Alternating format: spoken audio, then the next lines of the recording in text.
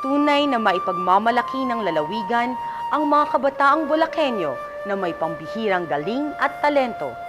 Isa na rito ang larangan sa pag-arte o pagtatyatro. Ang tampok nating mga kabataan ngayon ay mula sa iba't ibang panig ng Bulacan na nagsama-sama upang buuin ang mga tauhan sa taunang sinakulo tuwing mahal na araw. Narito na ang Dularawan sa Semana, Sinakulong Panata.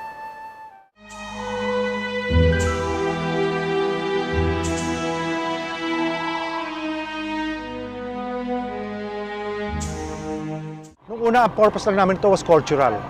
Kasi kultura ng Pilipino eh. Nung bandang huli, parang naging parang panata namin. Noong nagdaang Semana Santa, kasagsagan ng mga dula o stage play na nagpapakita ng buhay, kamatayan at muling pagkabuhay ni Hesukristo. Ito rin ay mas kilala sa tawag na senakulo. Ang katagang senakulo ay tinatawag na cenacle sa Ingles na nangangahulugang the upper room, kung saan naganap ang huling hapunan ni Jesus at ng mga apostol. Halos buong araw ay nagkakaroon ng senakulo tuwing sasapit ang mahal na araw. Sa Australia ay may Lona Passion Play na lumilibot sa mga syudad at lungsod ng bansa. Mayroon namang 500 aktor ang gumaganap sa siyam na entablado ng senakulo sa New Jerusalem City Theatre sa Brazil. Mayroon ding passion play sa Queensway Cathedral sa Ontario, Canada tuwing Linggo ng Pagkabuhay o Easter Sunday. Sa St. Joseph School naman sa Seattle, Washington, mga 8th graders ang gumaganap sa senakulo. Ang passion play sa Poznan sa Poland naman ay nagsimula noong taong 1998 at nagtatanghal tuwing Linggo ng Palaspas o Palm Sunday. Ito rin ang isa sa mga pinakamalaking pagtatanghal sa buong Europa. Dito sa Pilipinas, wala mang naglalakihang tanghalan tulad ng sa ibang bansa. Ngunit saan ka man pumunta ay tiyak na may matatagpo ang senakulo, sa kalsada man o sa entablado. Sa ating lalawigan, may isang grupo na halos 4 na dekada nang nagtatanghal ng senakulo. Sila ay ang Dularawang Bulacan Foundation Incorporated. Noong dati, ang pangalan ng grupo was Hiyas ng Bulacan Dramatic Guild. Tapos, after a while, ginawa namin Dularawang Bulacan Foundation and nirehistro namin sa SEC. Yung umpisa nito was 1974, mga teachers at saka mga principal. Nung panahon pa ni Governor Santiago, in-organize ng sinakulo. Ang purpose lang naman namin was cultural cultural dahil kultura ng Bulakenyo yung sinakulo eh. At during that time also, 1972, lumabas ang Jesus Christ Superstar, di ba? So ngayon, ang ginawa namin dito sa Hiyas ng Bulacan Dramatic Guild before, ang ginawa namin was a transitional sinakulo. Transitional. Ibig sabihin, hindi siya kasing modern ng Jesus Christ Superstar. So ang purpose namin was bigyan natin ng ibang pagsasadula para ang audience natin ma-educate. Unang linggo pa lamang ng bawat taon ay nagkikita-kita na ang grupo upang mag-ensayo. Bawat karakter ng dula ay binibigyan ng sapat na atensyon at paghahanda. Judas kasi talagang dream role ko na. Dati pa, hindi pa ako nakakasama sa Dularawan, sa unang grupo ko pa lang sa Obando, sa Holy Cross Ensemble. Talagang gusto ko talaga yung Judas, saka yung Samuel Bilibid. Kasi siya, very challenging. Napakasarap niya i-arte. Siyempre, napakahaba ng mga lines, tapos yung mga, siyempre yung almost yung mga palo sa'yo, talaga nagkakatotoo na talaga minsan. Last 2007, Carrying of the Cross, yung cross na bitawan ko, tumawag sa akin. Talagang puro lata yung likod. Sa Dularawan, walang issue ang liit o laki ng karakter na ginagampanan. Para sa kanila, ang bawat karakter ay mahalaga at nararapat lamang gampanan ng buong lakas at buong puso. Hindi, kasi palagi namin pinapaalala, ang sinakulo ay isang mensahe. Okay?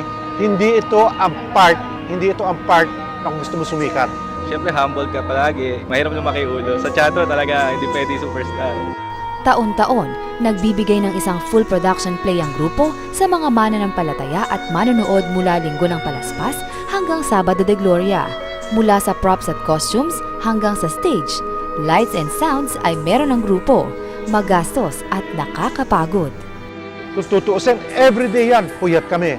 We go from place to place, all over Bulacan.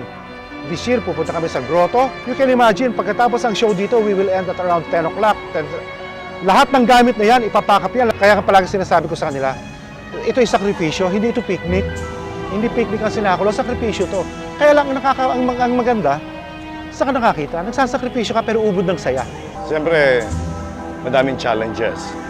Number one is the talents, their schedules, yon. Tapos, siyempre, yung financial status na. Community group, so umaasa kami dun sa donations, saka sa sponsors. Tapos yung mga talents naman kasi, wala silang talent dito. Lahat ng participants dito, puro volunteers. Pero bakit nga ba nila ito ginagawa? Most of these people, panata yan. Either may hinihiling or nagpapasalamat. Nakakatuwa nga kasi ang dami-daming mga hiniling na ibinigay. Okay, whether it's a coincidence or whatever we believe in, most of us, we believe na yung sakripisyo namin na nabigyan ng gantimpala. Yung iba dyan humiling na baka pwede sila makapag-abroad. Di ba? Yung mga papeles nila hindi pa lumalakad. Na nandun na yung papeles, ang tagal-tagal na for so many years. Alam mo, after 1 week, biglang tinawagan. Sundin ang loob ko dito sa lupa. Gumising ka lang araw-araw na sa umaga, syempre malaking bagay na yun kasi another day na yun sa buhay mo. Ang bato sa babaeng ito. Kayang batuin sa babaeng ito. Dahil may kasalanan din ako.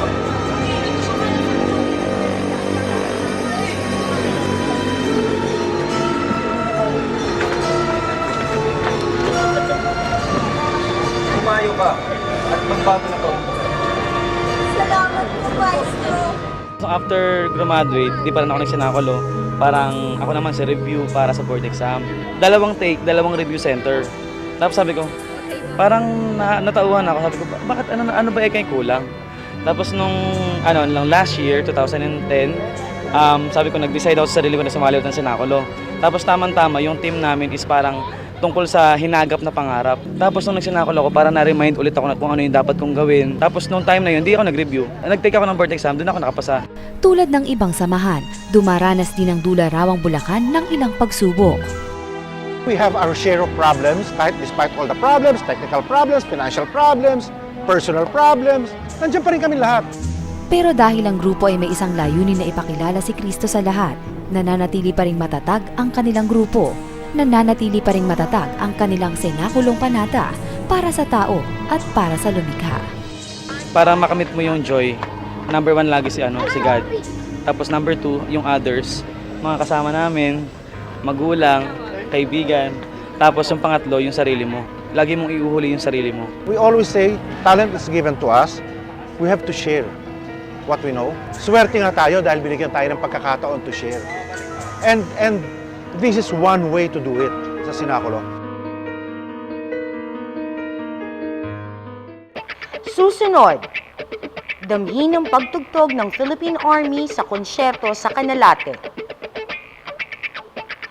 Pinakamalinis na munisipyo sa ating lalawigan, Pararangalan. Samantala, tuklasin ang mga pangalan at tagpo ng bawat karo na tampok sa iba't ibang prosesyon. Galing Bulacan, aking aabangan ng marami pang matutunan. Sa ating lalawigan, manood po kayo. Tayo na't manood at matuto. Tumutok lang sa Galing Bulacan. Galing Bulacan? Abay, panunuurin ko yan. Tiyak na marami akong matututunan.